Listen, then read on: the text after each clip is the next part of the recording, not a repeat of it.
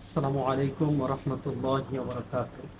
প্রশংসা একমাত্র আল্লাহ তাআলার জন্য, যিনি আমাদেরকে সুস্থ রেখেছেন।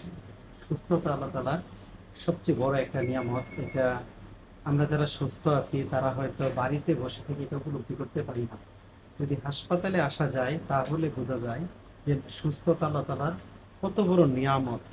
আমরা দুই ভাই আসলাম, পরিচিত এক ভাইয়ের আম্মু অসুস্থ। এখানে এসে আমরা যা উপলব্ধি করতে পারলাম এবং যা দু চোখে দেখলাম, আসলে রাসূলুল্লাহ সাল্লাল্লাহু আলাইহি ওয়াসাল্লামের যে হাদিস, যে তোমরা সুস্থতাকে মূল্যায়ন করো অসুস্থ হওয়ার আগে, এই কথাটা, এই হাদিসটা আপনি ঘরে বসে বা যখন সুস্থ আছেন তখন বুঝতে পারবেন না। এটা যখন আপনি অসুস্থ হবেন ঠিক তখনই বুঝতে পারবেন। আমরা এই বিষয়টাকে উপলব্ধি করি না বা গুরুত্ব দেই না। তো আপনারা আমাদের প্রত্যেকের উচিত যে মাঝে মাঝে হাসপাতালগুলোতে আসা এবং মাঝে মাঝে কবরস্থানে যাওয়া। তো কবরস্থানে গেলে জীবনের অন্তিম সেই মুহূর্তটা খুব সুন্দরভাবে বোঝা যায় এবং সুস্থতা কত বড় নিয়ামত আল্লাহ তাআলার পক্ষ থেকে, সেটা হাসপাতালে আসলে বোঝা যায়।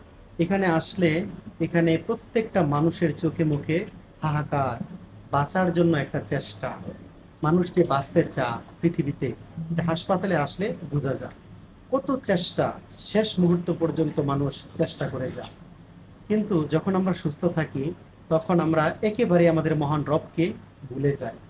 যখন অসুস্থ হই ঠিক তখনই কিন্তু আমরা আল্লাহ তাআলাকে ডাকতে থাকি। কোরআনুল কারীমে এরকম একটা আয়াত আছে যে মহান আল্লাহ তাআলা বলেন, যখন তোমরা বিপদে পড়ো তখন আমাকে ডাকতে থাকো। আমি যখন তোমাদেরকে উদ্ধার করে দেই, বিপদ যখন কাটিয়ে তুলি, তোমাদের বিপদ যখন সেরে যায়, সরে যা, এমত অবস্থায় তোমরা যখন সুস্থ হও, বিপদ যখন কেটে যায়, তখন তোমরা আমি মহান রবকে এমনভাবে ভুলে যাও যে যেন কখনো তোমরা আমাকে ডাকোই নি। ঠিক আমরা মানুষ হিসেবে কতটা অকৃতজ্ঞ, এটা কোরআনের পরতে পরতে আপনি যদি পড়েন, অসংখ্য সূরার মধ্যে আপনি দেখতে পাবেন যে মহান আল্লাহ তাআলা বলছেন যে মানুষ বড় অকৃতজ্ঞ। আসলেই সত্যি আমরা অকৃতজ্ঞ। আমরা যখন বিপদে পড়ি তখন মহান রবকে প্রয়োজন, আর যখন আমাদের বিপদ কেটে যায় তখন আমাদের রবের কোনো প্রয়োজন নেই। তখন আমরা দিনরাত আমাদের ইচ্ছা মতো আমরা অতিবাহিত করতে থাকি। তো আমাদের এই যে হাদিসগুলোর প্রতি আমল কখন আসবে? আমরা যখন সত্যিকার অর্থে এগুলো উপলব্ধি করতে পারবো। আমরা যখন এগুলো সত্যিকার ভাবে বুঝতে পারবো তখনই আমরা এই হাদিসের প্রতি আমল করতে পারবো যে মহান রবকে আসলে আমাদের জীবনে প্রয়োজন। আমাদের বিপদে আপদে আমাদের আমাদেরকে সৃষ্টি করেছেন মহান রব্বুল আলামিন। তার কাছে আমাদের প্রত্যাবর্তন। আমরা যে মানুষ মরে যায় তখন বলি ইন্না লিল্লাহি ওয়া ইন্না ইলাইহি রাজিউন। তার মানে হলো ইন্না লিল্লাহ, নিশ্চয়ই আমরা আল্লাহর জন্য, ওয়া ইন্না ইলাইহি রাজিউন, অবশ্যই অবশ্যই আমরা আমাদের রবের দিকেই ফিরে যাব। এই যে হাসপাতালে হাসপাতালে আসলে বোঝা যায় যে মানুষ মৃত্যুর জন্য সিরিয়ালে আছে।